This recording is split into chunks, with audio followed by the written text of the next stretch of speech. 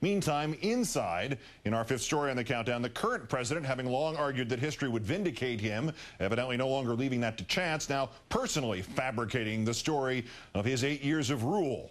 It's Mr. Bush's world. Unfortunately, the rest of us still having to live in it. America fighting wars on two fronts. The economy now officially in recession. The years of Bush administration neglect leading President-elect Obama to meet with the nation's governors to coordinate financial strategy. Some governors pressing for federal money, too. More on all of that later. The CEOs of the big three automakers again making their way to Washington. No private jets this time to ask for money, bringing with them detailed plans about how they would spend it. Yet to hear President Bush tell it, not one of those problems seems to be his fault. They merely coincidentally happened on his watch, like bad weather.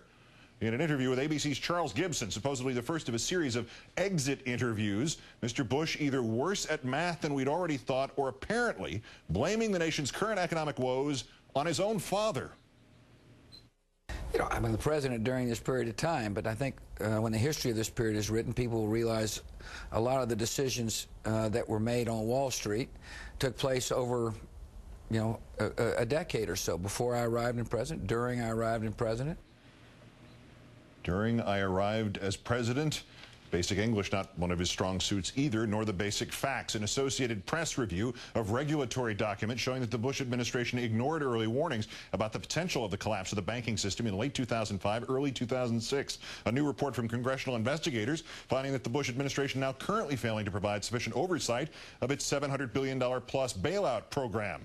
Speaking of signs that were ignored, also in the Charlie Gibson interview, the president evading responsibility for invading Iraq under false pretenses, never mind the quagmire resulting since, claiming as his greatest regret the false intelligence, alleging there were WMD in Saddam Hussein's Iraq. The biggest regret of all the presidency has to have been the intelligence failure in Iraq.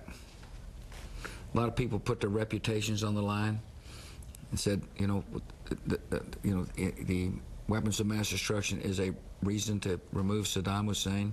It wasn't just people in my administration, and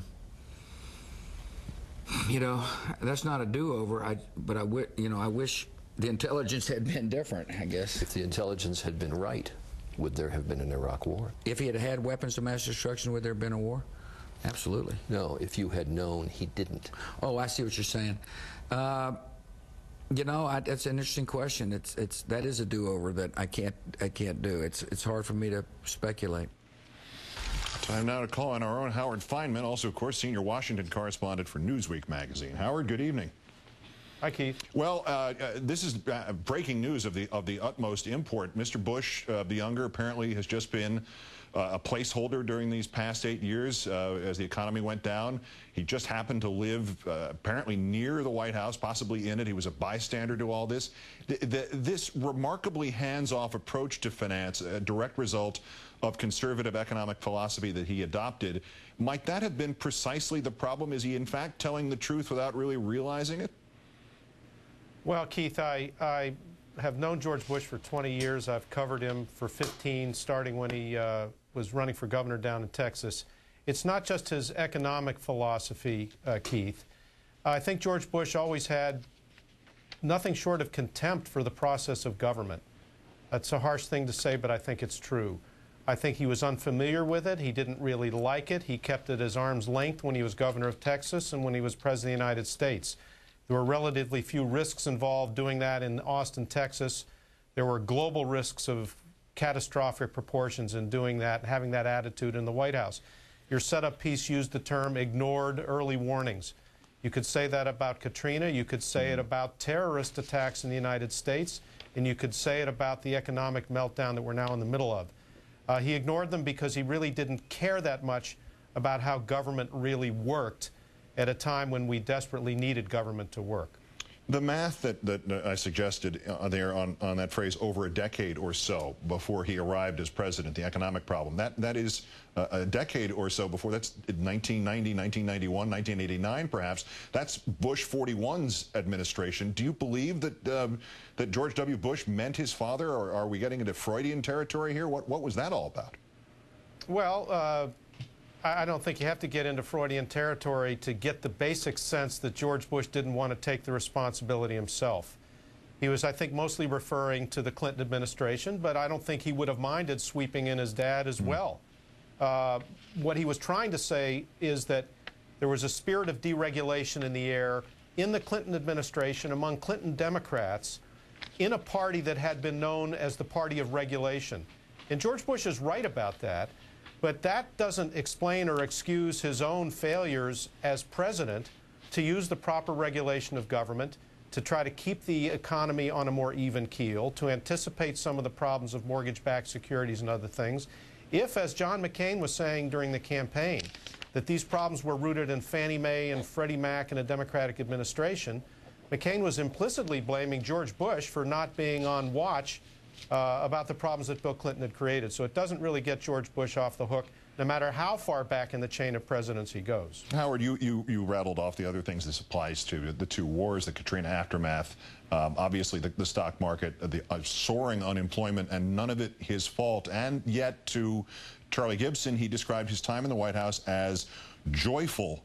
Do you have to be delusional or enclosed in a bubble to have that, or is there some sense that, you know, maybe he felt all his job was to audit this class or whatever it was the last 8 years? I shouldn't laugh. Well, two things. First of all, Keith, I don't entirely believe him when he says it was joyful. I know too many people who are close to him, who spent quiet time in the White House with him, watching football games, hanging out on a Sunday. These are people who often described a lonely guy who might not have felt overwhelmed by the job, but at times was not happy at all in it. On the other hand, I think George Bush, and this is a family trait, they are fiercely opposed to introspection in the Bush family. They seem to think it's a sign of weakness to look within themselves and question what they do. George Bush's lack of reflectiveness was a strength at times, briefly in the early days. He went into Afghanistan when some people thought it might have been a catastrophe. It wasn't initially. He deserved high marks for that. But in every other way, his lack of reflectiveness, his lack of willingness to second-guess himself or even re-examine his decisions proved very difficult and very troubling for the country, again, with the possible exception of the last year of the surge.